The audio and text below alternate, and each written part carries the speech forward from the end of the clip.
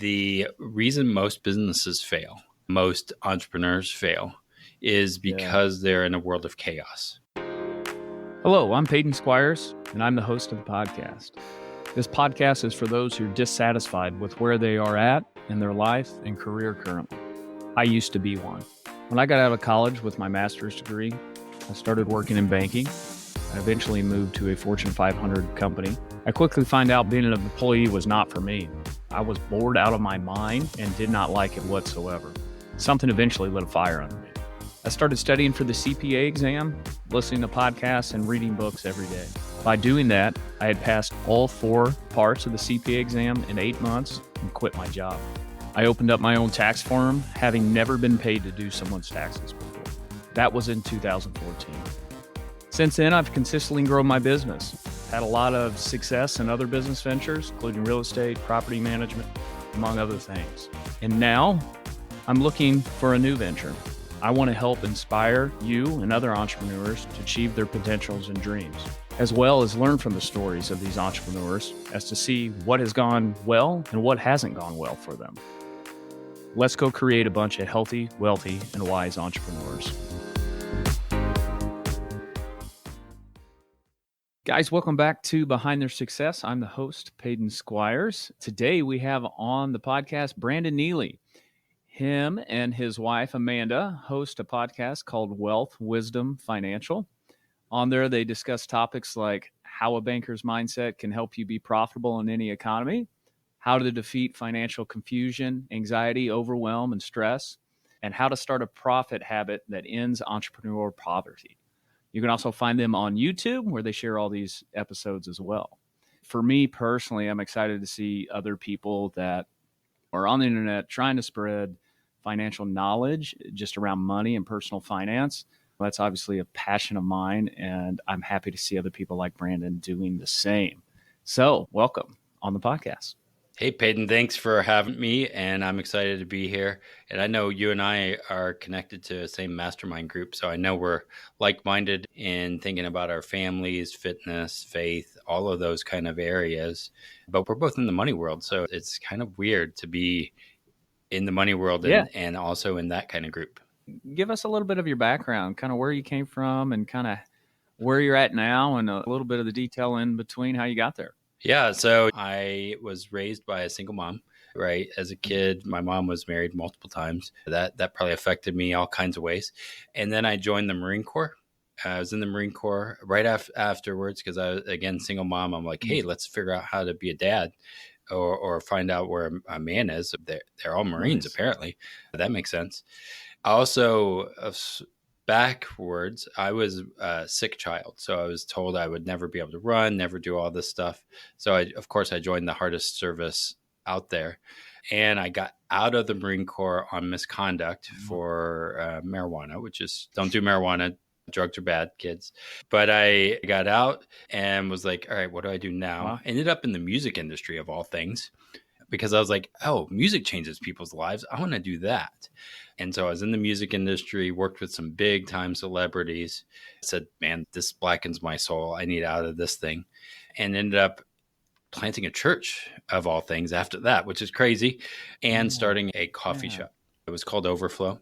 It was a really great experience. Overflow was awesome, but I learned I can't overflow if I don't take care of me. And we were doing everything. This is where we were on the edge of burnout. I'm saying we because along that road, I met my wife and we started this together, right? And we are in business together now, but we've been married for almost 18 years, in business together for almost 12 of those, which is amazing. But we did this coffee shop. Awesome. I loved it. It was a great experience, and I will never, ever do it again. It taught me a lot of what to do and what not to do. And now I fast forward, I moved into how do I use what I learned in that industry to help others. And I came across 2 concepts in the coffee world, which is crazy. The infinite banking yourself concept that really helped me sell the business and not close the business because of some things that happen, and the profit first model, which led me to say, oh, I need to make sure I'm paying myself. That's important. And then afterwards, as we were deciding to sell and some unfortunate events that happened, we also were caretakers of my mother-in-law, still caretakers of her. And we were expecting a child. And we're like, oh, things need to shift. And so we shifted into Yeah. Wealth Wisdom Financial of all things. So tell me a little bit about the Wealth Wisdom Financial. I know you guys create a podcast, you got the YouTube going on. Just tell me what's the passion, what's the drive behind that, and maybe just a little bit like what you guys talk about on there. What I've learned is a lot of businesses, I know Mike Michalowicz, he knows the stats, right, from Profit First. A lot of businesses fail. I don't remember the exact numbers, but a whole lot of businesses, ideas of people who want to go into business, most of them don't make it. And then if they do make it past 5 years, they don't make it to 10. And often the biggest reason was cash flow.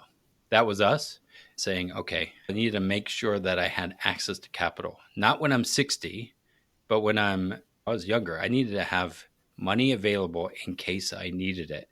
And so merging this infinite banking concept of my biggest risk was me, my biggest investment was me, and putting into this policy, life insurance policy of all things, which people will turn off and say, oh, that's stupid, that's a scam, whatever. People will say that.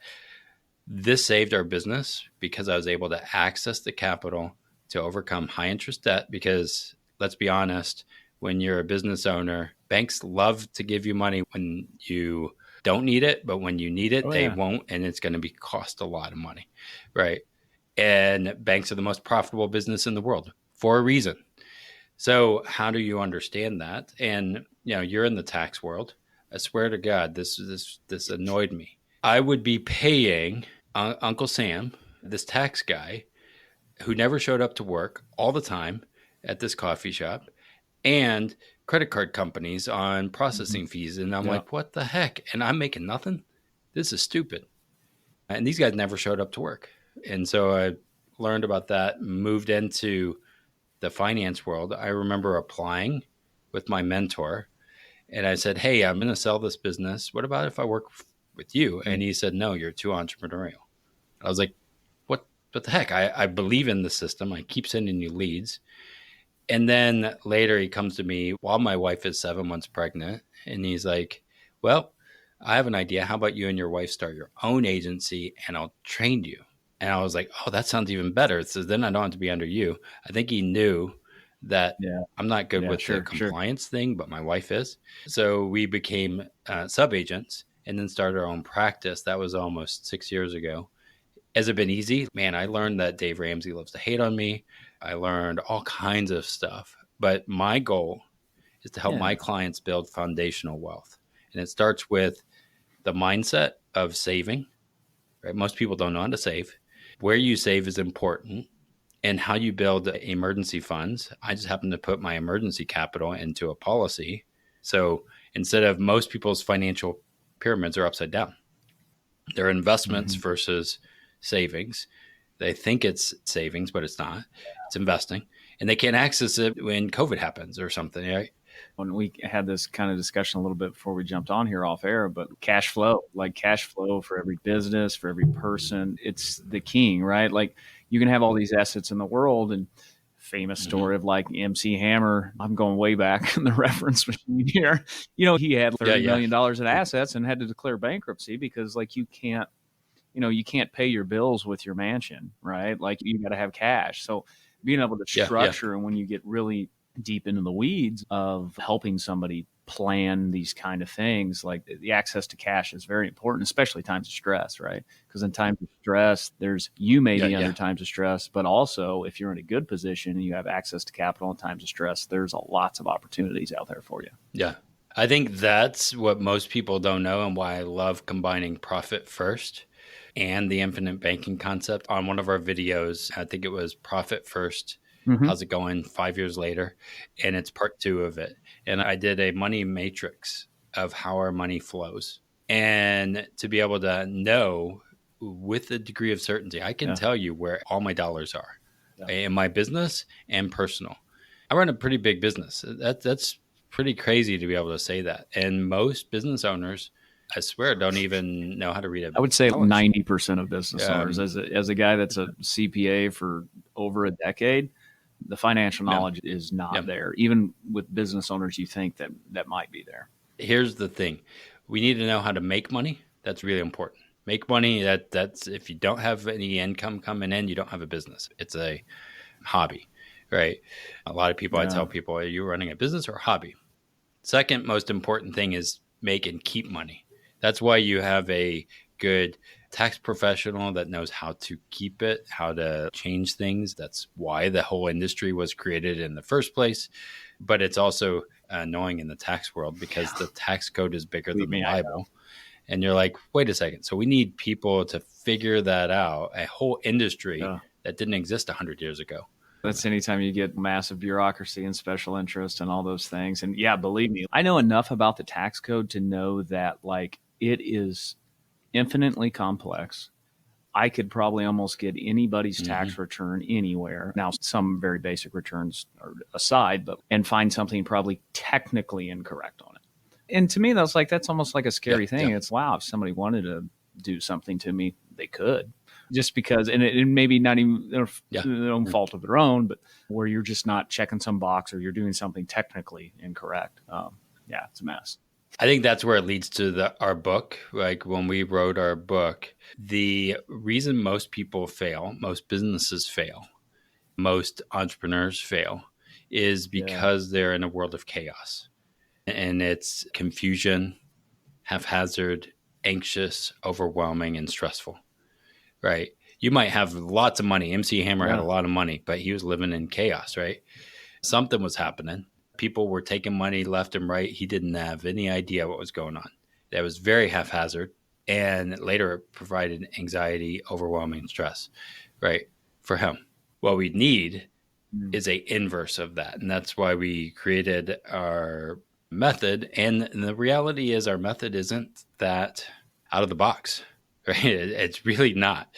It is going from chaos to still, which is we're huge proponents of faith. And in mhm, the Bible, he says, be still and know, all of this. And it's set your sights. I talk to clients all the time, business owners all the time. yeah, They have no idea where the heck they want to go, right? It's going to Disney World is their plan. Set your sights. Track what's going in now. If you want a good marriage, you need to track. Are you having date night? Inspect your progress. Look for 1% adjustments and live deliberately. Combining that with profit first and yeah. infinite banking, it just makes sense, right? But it's living deliberately. I joined a mastermind deliberately. Everything comes down there to just intentionality and taking the time and the space, right? You say be still to even begin to figure out like what is my ultimate goal here? What am I trying to accomplish in my business and my marriage and faith? All these different areas. If you don't take that Mm-hmm. still time, it's amazing. You can just blow past 5 years and really never moved any Yep. closer to these ultimate goals that are wishes that you have in your head, but they stay wishes. They don't actually become goals or some action plan because you never took the time Yep. to actually do that. And then I Yeah. think it's one foot in front of the other. It's taking the little steps, the base hits, right? We don't just become. I was listening to the interview with Chaz the other day, and you don't just become Yeah. the Rockefellers. They started that, Mhm. right? They were building one step in front of the other, and then you think about these family foundations like the Guinnesses and all of that. They built it Mhm. up and then they passed it off, right? There's some things that happen, but they built that foundation. And I think that our financial world is chaos on purpose. And there's a guy named Donald Miller. He wrote a book, Blue Like Jazz. Yeah, he did Story Brand and some other things. And he says, if you confuse, you lose. And I tell you, there's a lot of confused people out there who are Mhm. losing. You look at all the baby boomers, and that's why it used to be called Grandma's Wealth Wisdom, our business. Because look at that and say, how's that working out Ah, for most people? Maybe we need to change things and live within our means. I don't know. We don't need to buy a yeah. Tesla because everyone else has one. The average person spends like 102% of their income and wonders why they're broke all the time. It's almost never an income problem. It's more of the habit side of the thing, where it's some people could make $10 million a year and they'll spend 11. And until you do that examination of yourself and decide to make some changes, you're going to keep getting the same results. Think about this. People are like, I can never get out of my student loan debts. What's the interest rate on a student loan debt? Depends on maybe 3, 4, maybe 6, depending on the school, if they went to undergrad or whatever. 6 at the highest, right? Usually. Car loan, 10 at the lowest almost nowadays. And I'm like, where's all our money going? I just said it. When I do analysis for people, I'm like, you want to talk about buying cars, even understanding cash flow. And if I put it through a policy and buy my cars or buy my assets that are producing more assets, I prefer not to buy assets that are liabilities. Rather, it's because it's not an asset, it's a liability. But using my policies to buy other assets is really powerful. But the problem is most people don't think that way. They think reversely, and you want to know where the rich are. The rich aren't doing the things that normal people are. And I've called it for years, like the number one like sucker of wealth out of the middle class are vehicles. The people that continue to upgrade or having new vehicles all the time, and then they borrow the money for it, and then you're just sitting there paying these debt payments within, like I said, in current environments, high rates of interest rates on this asset that is just eventually falling apart and will be worthless. The consumer debt like that just absolutely crushes people financially. What would you say is your superpower? What is the number one skill that has led you to the amount of success you've had today? I would say I'm an 8 on the Enneagram. So I will keep going through. If somebody says no, if I know it's best for them, I will keep going after them, which is sometimes annoying. And I'm like, dude, I know this is going to help you better than you. And it's sometimes hard for me to see train wrecks. And so I'll keep persistent on people, which is a good thing. But also my wife is like that. Just let it go. I feel like I'm singing Elsa or something. I don't have a girl, I have a boy, so I don't do that very much. But that's one. And then I think one of my other ones is empathy, right? Knowing and being in those positions. I've been raised by a single mom. I know what it means to have nothing and to have something. And I know what it means to be a business owner. So empathy and all of that is really important. And I have on my arm, it's a Bible verse, and it's in humility, consider others better than yourself, and really serve our clients. That's why I'm in this. As much as people want to hate on infinite banking or profit first or this or that, I feel like it's being disciplined, keep going, perseverance. Those are my superpowers. Combine them with a genius wife. Yeah, that's good stuff. I mean, we talk about that constantly on the podcast here of just perseverance, grit. It's been said a million times, like the people that are successful are the ones that just kept stepping in the same direction or stepping towards whatever ultimate destination that they're heading towards.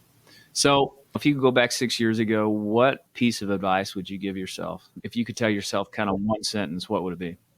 Be confident in you. So the reason I started when I got out of the coffee shop and moved into the finance world, and I called it Grandma's Wealth Wisdom, is because we thought, oh, that's a cool niche thing. That sounds awesome and fun and whatever. We weren't confident in our own self. I'm like, who am I to talk about finances? I just owned a coffee shop and sold it. That was it. Nothing major. It was not even a very big thing. And I sold it.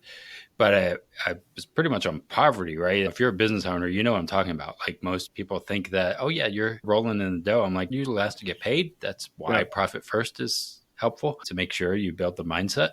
But I would tell myself, have confidence in what you're doing and step into that more, and then put more in towards marketing. I think that a lot of times we know a lot, and I wish I could grow my YouTube channel, but I'm talking about safe money. And, it's not sexy stuff. Life insurance. So I'm like, of course it's not going to grow.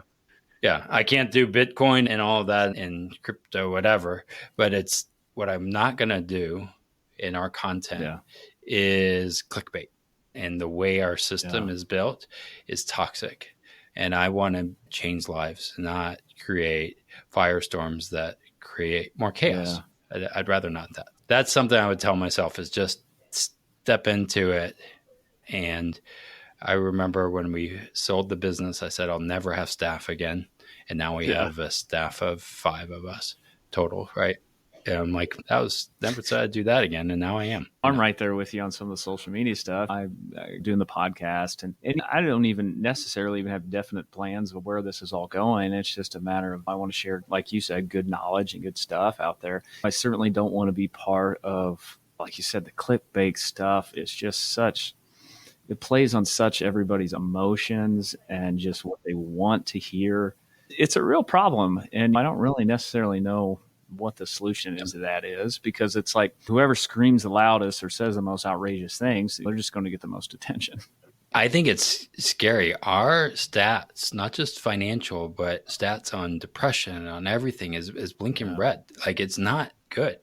And what I think it is we have little attention span. I worry about our kids. And I'm like, all right, how do I help my son? That's again why we wrote the book is if YouTube is gone, I want to have a playbook for him, right? Of setting the sights, tracking, being still.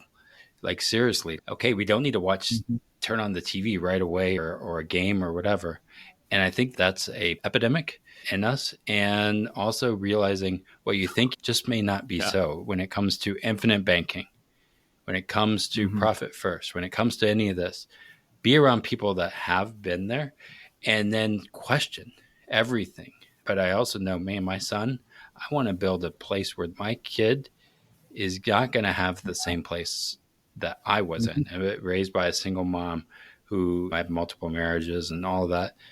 I've been with my wife for 18 years. We're going to be like till we die. And I know I have a son who is going to inherit a lot, right? How do I prepare him for that? That's on me as a parent, not on the school system, not on any of that. I'm like, all right, how do I educate him? And he knows. I literally just the other day, I interviewed him for a job because it was part of our thing, our family adventure things. And I interviewed him as a content creator for Wealth Wisdom Financial, just for fun, and teaching him some of those things. But what I love about what we're doing and what I think most people need to do is put in the big rocks, the big things that matter, whether it's your family, your business, whatever those things are, and then fill it in with social media at the very end, right?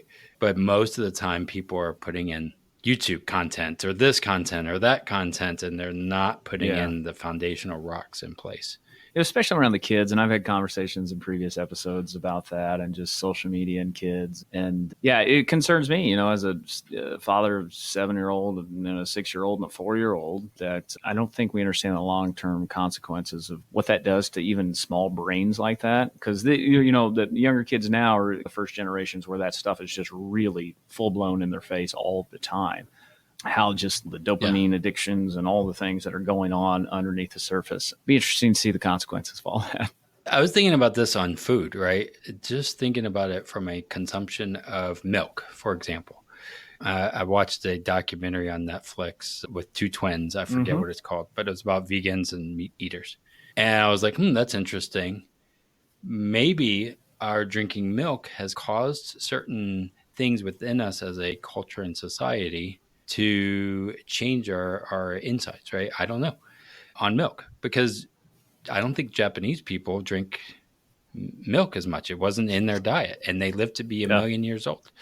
Does milk actually make you live longer? According to that data, no, but I could be wrong.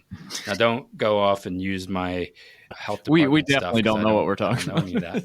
But I'm just thinking maybe if that is, and eating meat, right, the correlation of eating meat, we didn't eat as much meat previously. Maybe that affects us human health wise. And I wonder about technology, how that's altering our brains. And now we're all going to turn into those Wall-E characters at some point. It's so interesting. My piece of advice would just be as intentional as possible. And we've really got there. We were probably a little more lackadaisical around that even the last few years. But recently it's like, the TV doesn't need to go on. Go play, go do whatever. We limit screen time just to try to protect them from this as much as possible. But it is hard. I will say it's easier to, again, not track your numbers. It's easier to just go say, make money. It's easier to go do the other things and say, oh, don't worry about it. I tell you, I've used the screen as a babysitter more times than I would like. I just don't have the bandwidth. And here you go. And then you're like, wait a second, am I? And I know personally, I Yep. do it to myself, right? We self-sabotage. You have to make sure you're starting to write what you want as a parent or as a family or financially, and then put those things in, and things are going to happen, right? That's reality. But if you don't pre-decision those things, If you don't make a plan, you're going to be part of someone else's plan. And I think the overarching theme that we've been talking the whole time is really just intentionality and doing that thinking before, so you already know what you're going to do in the moment. that's where even in my policies, I have a cash flow. I use YNAB. You need a budget. And I can tell you what I'm going to use to deploy it. And I'll use my cash value to do a private money loan or things like that. I've already predetermined what I'm going to do with it. And I'm thinking in a year from now, 2 years from now, as we grow, but also being present in the present. That's something I struggle with. As entrepreneurs, you get so future focused. I'm constantly running scenarios in my head of just future focus. And I'm like, all of a sudden I'm sat there on the couch or whatever, and I'm not really there. And once again, as soon as you can admit that and see, that's when you can actually start to change that. Yeah. I think calendaring, putting those, like I put the still method on our calendar, and we think about those things. What's it going to look like 5 years, 10 years? And that's again why the book is thinking about that, doing it with your wife or your business partners or whatever. But then that's the thinking time. But then you got to actually move. And you can't just be in the thinking, oh, one day that's going to happen. That's going to be awesome.